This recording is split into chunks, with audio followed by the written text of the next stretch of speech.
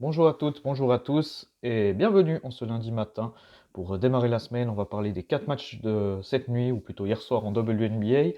On attaque tout de suite avec la victoire des Liberty, sa troisième de suite, même si elles étaient en back-to-back, elles ont fait le job contre Atlanta, victoire 96-75 avec une Sabrina Ionescu encore très impressionnante au double-double, 26 points, 11 passes avec un très bon pourcentage au tir, 9 sur 18, 4 sur 9 à 3 points. À ses côtés, on a Brianna Stewart qui a été aussi très solide, 17 points, 8 rebonds, 6 passes. Jonquel Jones encore en double-double. Et globalement, un collectif assez à son aise, avec 9 points de Leonie Fibige, de Markesha Davis, une bonne adresse à 3 points encore, mais elles ont pris nettement moins de shoot à 3 points que lors des derniers matchs. Mais ça reste encore une fois une prestation solide du Liberty du côté d'Atlanta. Toujours sans Courtney Vandersloot, qui était de retour sur le banc, ce qui est plutôt une bonne nouvelle après le décès d'un membre de sa famille. Bethany Laney Hamilton toujours absente, mais sans trop de soucis. Ils ont réussi à s'imposer face à une équipe d'Atlanta toujours privée de Ryan Howard, qui pouvait compter néanmoins sur le retour de Jordan Canada, qui a joué un peu moins d'un quart d'heure. Voilà, 6 points, 4 rebonds pour elle. Les 19 points de Tina Charles, mais qui était un peu seule. Alicia Gray encore en difficulté. Et Atlanta qui, elle, enchaîne 3 défaites de rang. La deuxième rencontre, c'était un peu une revanche entre les deux pires équipes au niveau, on va dire, du classement au moins, parce qu'au niveau du jeu, Washington joue bien et a enchaîné une quatrième victoire en 5 matchs. Elle passe devant Dallas au classement, leur adversaire d'hier, après leur avoir mis 30 points dans les dents. Elles n'ont pas gagné aussi facilement cette fois-ci, 92 à 84, mais on fait le job avec un bon collectif, 7 joueuses entre 8 et 18 points. Les 18 points, c'est pour Stephanie Dolson, à 4 sur 5 à 3 points notamment. Saison assez fantastique de l'ancienne joueuse de New York qui est à 47% de loin cette saison. 13 points de Carly Samuelson, 13 points de la révélation de ces deux matchs un peu.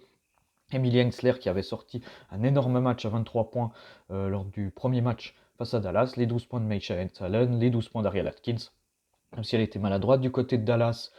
Teyara Mako, un titulaire, n'a joué que 10 minutes. On sent que la Tricia Trammell essaye des choses, mais pour l'instant c'est compliqué. Natasha Howard, match très solide à 26 points, 3 passes. 23 points pour Ariko Goodbow. Elle est un peu moins maladroite ou plus à droite que d'habitude, mais ça n'a pas forcément changé la donne. On a les 11 points aussi de Jessie Sheldon, la rookie qui fait plutôt des bonnes choses. C'est un petit peu le rayon de soleil en ce moment, mais les absences encore de Sabali et de Maddie Sigrist aussi font mal. Et donc Dallas, 11e défaite de rang pour elle. On avait l'une des plus belles affiches de la nuit, Seattle, qui a fait le job face à Connecticut après un début de match compliqué. Le premier carton perdu 14 à 8, de la peine en attaque. Les joueuses de Noël Quinn ont trouvé les ressources pour faire le travail et faire déjouer Connecticut, qui s'incline pour la deuxième fois d'affilée. Après leur défaite face à Las Vegas, Connecticut, malgré le gros double-double, 14 points, 14 rebonds d'Issa Thomas, en difficulté. Dewana Bonner à la peine, Dewana Bonner en plus qui est sorti à la fin un peu sur blessure, on espère que c'est pas trop grave. Connecticut, ça va pas très bien en ce moment.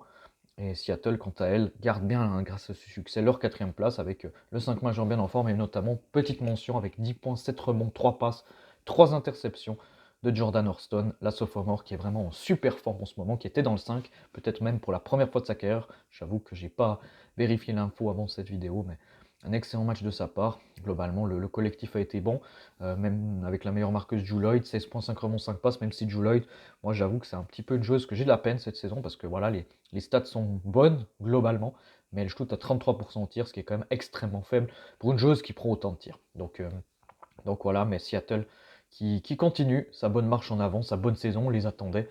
Pour l'instant, ils font le beau jump, c'est une belle victoire face à Connecticut. Je crois que j'ai pas dit le score, 72 à 61. Et le dernier match, c'était le match vraiment voilà, qui était assez fantastique. Victoire de Chicago face à Indiana dans cette lutte pour la 8e place, 88 à 87. Le duel entre Caitlin Clark et Angel Louise, mais pas que. Enfin voilà, on a eu un super match de basket avec, on croyait-on, Indiana qui le tenait. Ce match-là, elles étaient à plus 15 en fin de troisième quart-temps, à plus 12 un peu plus de 6 minutes de la fin. Elles ont vraiment été...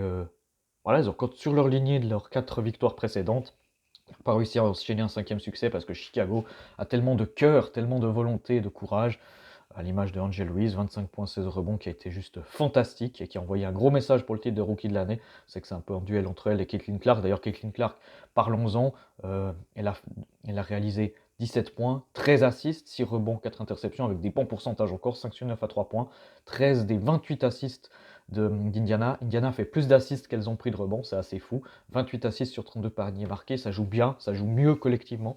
Ça n'a pas suffi cette fois-ci parce que comme je le disais, Chicago était vraiment fort dans la tête pour revenir avec Kennedy Carter aussi qui a fait un bon match. Carmilla Cardozo qui a eu son impact aussi, la rookie, malgré le non-match de Marina Beibre qui a notamment loupé 2 lancers francs qui auraient pu être décisifs à la fin.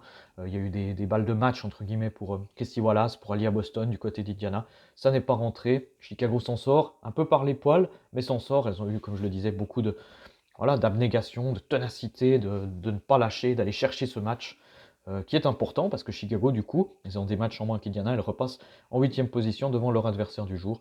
Donc voilà, superbe victoire. Donc, vraiment, si vous ne l'avez pas regardé, regardez-le. C'était, voilà, il y a peut-être eu du déchet, c'était pas non plus le meilleur match, mais il y avait beaucoup d'intensité. Il y a quand même eu, Indiana joue un bon basket en ce moment. Chicago, c'était pas forcément beau, mais c'était dans l'abnégation, dans la ténacité. D'ailleurs, elles prennent 13 rebonds de plus, elles vont chercher des points sur la ligne. Elles shootent 32 lancers francs. Voilà, Indiana c'était plus dans le beau jeu, dans l'adresse à 3 points. Chicago c'était plus dans le combat et voilà, dans l'abnégation d'aller chercher des points près du cercle. Et c'est une très belle victoire pour les joueuses de Teaspoon qui se relancent et qui sont, comme je le disais avant, de nouveau dans le top 8. Voilà, c'était mon résumé de la nuit sur les 4 rencontres. On se retrouve un peu plus tard dans la semaine, soit pour un article écrit, du coup, ou une petite vidéo résumant ce qui s'est passé dans la nuit en WNBA. Allez, je vous souhaite une très bonne semaine et un bon lundi. Bye bye.